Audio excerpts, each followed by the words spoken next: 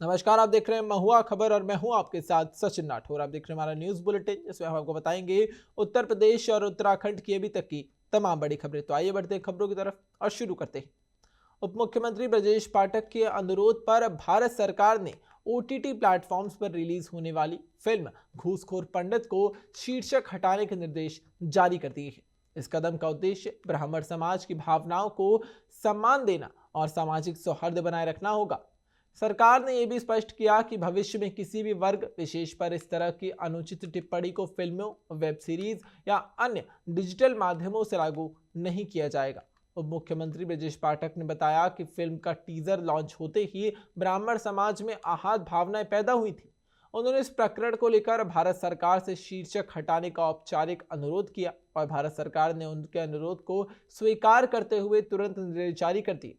अब सरकार ने निर्देश में यह भी कहा कि सामाजिक विविधता और सम्मान को ध्यान में रखते हुए किसी भी वर्ग या समुदाय के खिलाफ अपमानजनक सामग्री का उत्पादन, प्रचार या फिर वितरण नहीं किया जाएगा।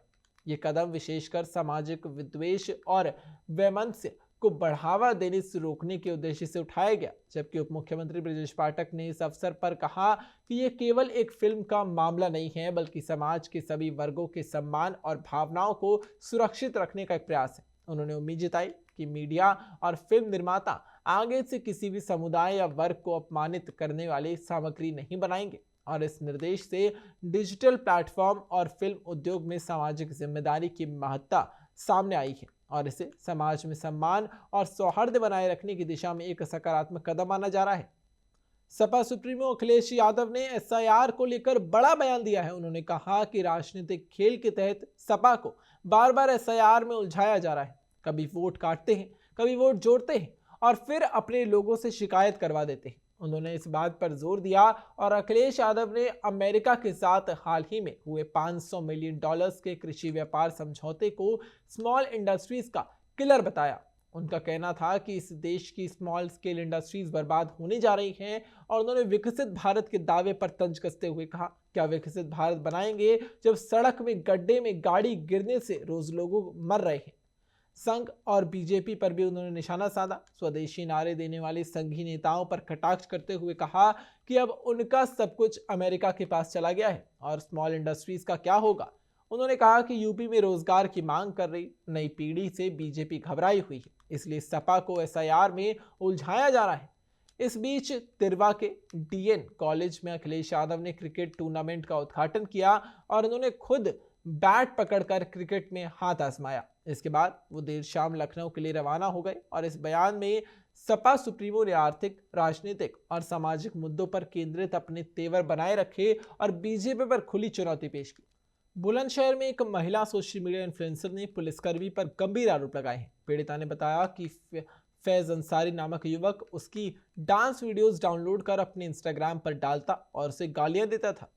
परेशान होकर महिला बुलंदशहर कोतवाली गई और शिकायत दर्ज कराई और इसके साथ ही इस दौरान महिला की मुलाकात एचसीपी कुलदीप राठी से हुई, जिन्होंने मदद करने के बहाने महिला से अवैध संबंध बनाने की मांग की और इंस्टाग्राम पर अश्लील मैसेज भेजे। ये मामला एसएसपी के संज्ञान में आते ही पुलिस प्रशासन में हड़कंप मच गया। एसएसपी के आदेश पर फैज अंसारी और एचसीपी कुलदीप राठी के खिलाफ एफआईआर दर्ज कर ली गई और अनुशासनहीनता और गंभीर आरोपों के कारण कुलदीप राठी को तत्काल निलंबित कर दिया गया। महिला ने बताया कि पहले वो युवक की हरकतों से परेशान थी और अब पुलिसकर्मी की हरकतों से डर गई है। पुलिस ने मामले की गहन जांच शुरू कर दी है और एक घटना सोशल मीडिया और कानून व्यवस्था के बीच सुरक्षा के सवालों को लेकर गंभीर बहस को जन्म दे रही है।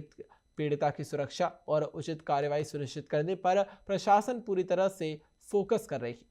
मैं एक सोशल मीडिया इन्फ्लुएंसर हूँ। मैं डांस की वीडियोस बनाती हूँ।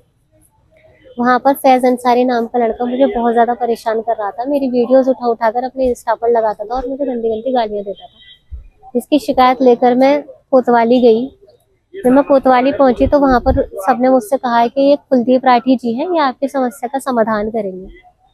तो मैंने उनको सारी चीज़ बताई। वो मेरी समस्या का समाधान करने की बजाय बल्कि उल्टा मेरे ही पीछे पड़ गए। और मीडिया एक्स पर एक वीडियो वायरल हो रहा है जिसमें एक महिला द्वारा एक हेड कांस्टेबल के विरुद्ध लैंगिक उत्पीड़न के आरोप लगाए गए हैं।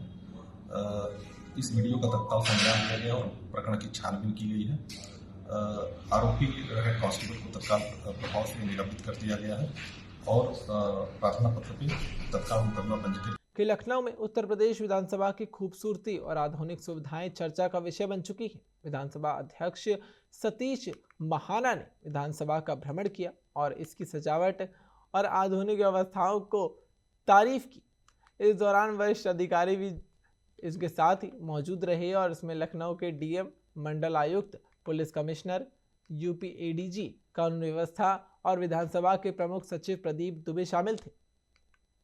भ्रमण के दौरान अधिकारियों ने विधानसभा की रोशनी, एलईडी स्क्रीन और सजावट की जमकर सराहना की। उन्होंने कहा कि विधानसभा का ये आधुनिक स्वरूप न केवल आकर्षक है बल्कि कार्यकुशलता को भी बढ़ा देता है।